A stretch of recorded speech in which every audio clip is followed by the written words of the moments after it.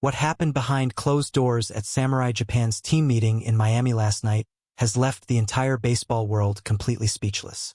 In a shocking turn of events that nobody saw coming, two of Japan's most experienced and respected players, Kondo Kensuke and Kikuchi Yusei, directed verbal abuse at Shohei Ohtani in front of the entire squad. And what they did next has been described by those present as nothing short of despicable. The room erupted. The atmosphere turned toxic. And Shohei Ohtani, a man who has faced the greatest pitchers in the world without flinching, a man who has carried the weight of an entire nation on his shoulders without ever breaking, walked to the locker room, kicked the locker with everything he had, and screamed. But perhaps the most stunning moment of the entire night came from Manager Ibata himself. In a decision that has sent shockwaves through the Samurai Japan organization, Ibata walked directly up to Kondo and Kikuchi, took back their uniforms, and completely restructured the starting lineup. Tonight, we break down every detail of what happened, why it happened, and what it means for Samurai Japan's chances in the 2026 World Baseball Classic knockout rounds. Samurai Japan's arrival in Miami was supposed to mark the beginning of a new and even more powerful chapter in their 2026 World Baseball Classic campaign. After dominating the group stage with 4 consecutive victories, the mood within the squad should have been one of quiet confidence and collective determination. The players had done the hard work. They had earned their place in the knockout rounds. All that remained was to come together as a unit, sharpen their preparation, and execute when it mattered most. Manager Ibata had called a full team meeting for the evening after arrival. These meetings are standard procedure for Samurai Japan at every major tournament. They serve as an opportunity for the coaching staff to review performance data, address areas of concern, outline tactical adjustments, and, perhaps most importantly, reinforce the unity and shared purpose that every championship-winning team must possess. Every player in the squad was present. The room was full of some of the most talented baseball players Japan has ever produced. Shohei Ohtani, Seiya Suzuki, Teruaki Sato, Kondo Kensuke, Kikuchi Yusei, names that command respect not just in Japan but across the entire global baseball community. The meeting began in an atmosphere of professional focus. Manager Ibata opened with a review of the group stage performances, acknowledging the team's victories while also being characteristically honest about the areas where Samurai Japan had fallen short of the standards he expects. He spoke about the pitch clock. He spoke about the batting struggles of several key players.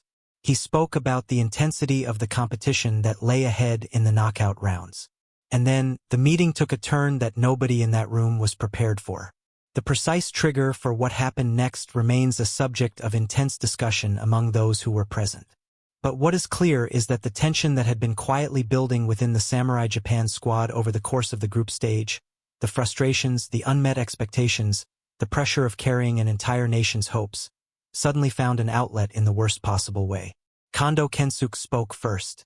Kondo, who has been struggling deeply throughout this tournament, failing to register a single hit through the group stage despite being one of the most technically accomplished batters in Japanese baseball history, had been visibly carrying the burden of his poor form. His frustration was understandable.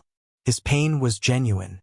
But what he directed at Otani in that meeting room crossed a line that should never have been crossed.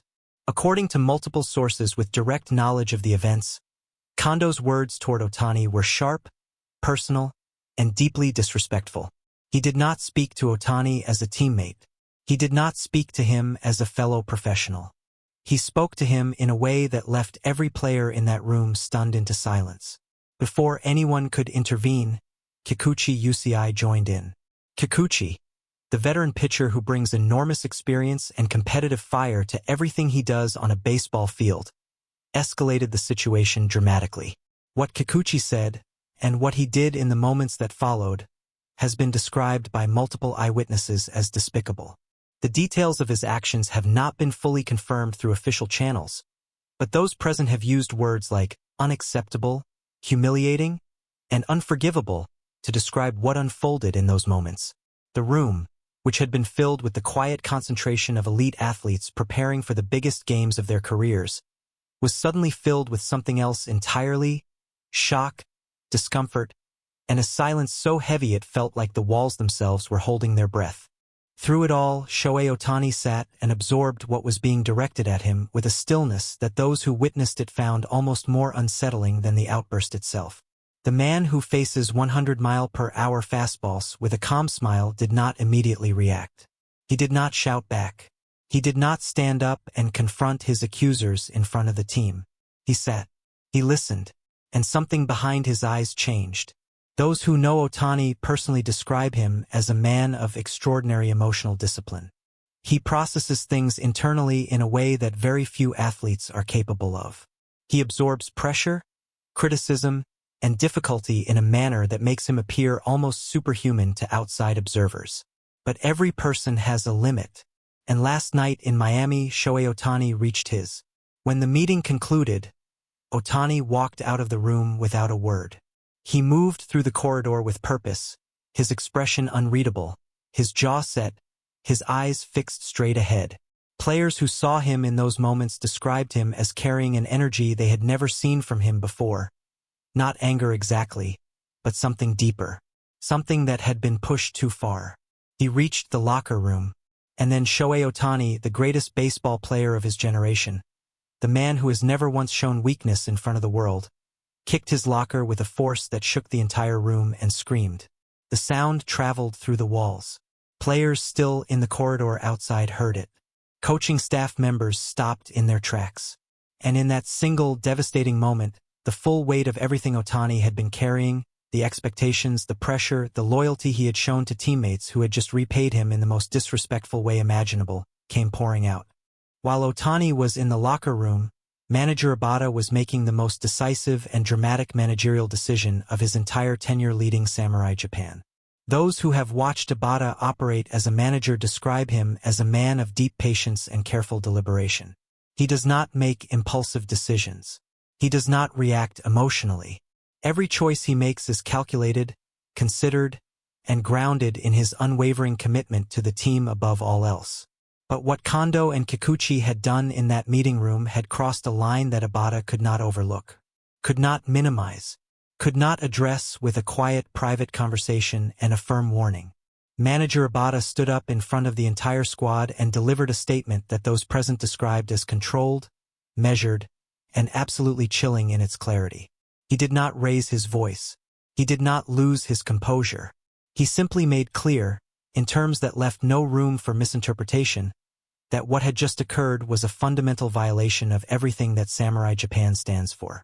And then he walked toward Kondo Kensuke and held out his hand. Kondo surrendered his uniform. Ibata then turned to Kikuchi Yusei and did the same. The silence in that room as both uniforms were handed over was, by all accounts, the loudest silence any of those players had ever experienced. Because everyone understood what it meant. It was not a suspension pending investigation. It was not a warning with consequences attached. It was an immediate, unambiguous statement from the manager of the Japanese national team that certain behaviors will not be tolerated under any circumstances, regardless of talent, regardless of experience, regardless of reputation. With both uniforms now removed, Manager Ibata turned to his coaching staff and announced that the starting lineup for Samurai Japan's next match would be completely restructured. The players who had been counting on Kondo's bat control at the top of the order and Kikuchi's pitching experience on the mound would need to recalibrate. New names would step into the spotlight. New opportunities would emerge for players who had been waiting patiently for their moment. The immediate practical implications of Ibata's decision are significant. Removing two players of Kondo and Kikuchi's caliber from the starting lineup at this stage of the tournament is not a minor adjustment. It is a seismic shift that will require every remaining player in the squad to step up in ways they may not have anticipated.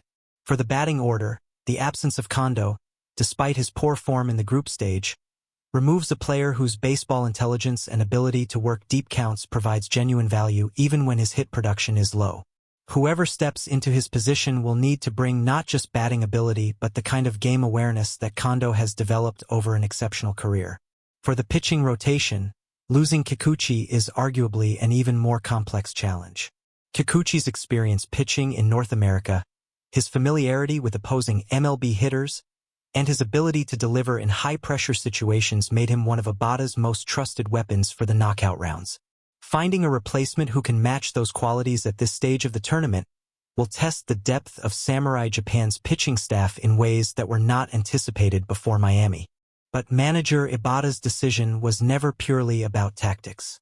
It was about something far more important than lineup optimization or pitching rotation strategy. It was about the soul of the team. It was about making absolutely clear to every player in that squad, to every supporter watching from Japan, and to every opponent waiting in the knockout rounds, that Samurai Japan's identity is built on respect, unity, and an unshakable commitment to each other. Ibata understands something that the greatest managers in any sport understand, that talent without character is ultimately unstable. That a team which allows its internal culture to fracture under pressure will never achieve what a team of lesser individual talent but greater collective character can achieve. His decision to remove Kondo and Kikuchi was painful. It was costly, and it was absolutely necessary. In the hours following the meeting, the mood within the Samurai Japan camp shifted in a way that several sources described as unexpected and genuinely moving. Players who had been present for the incident sought out Otani individually. Seiya Suzuki, who has been one of the tournament's most consistent performers, was among the first to find him.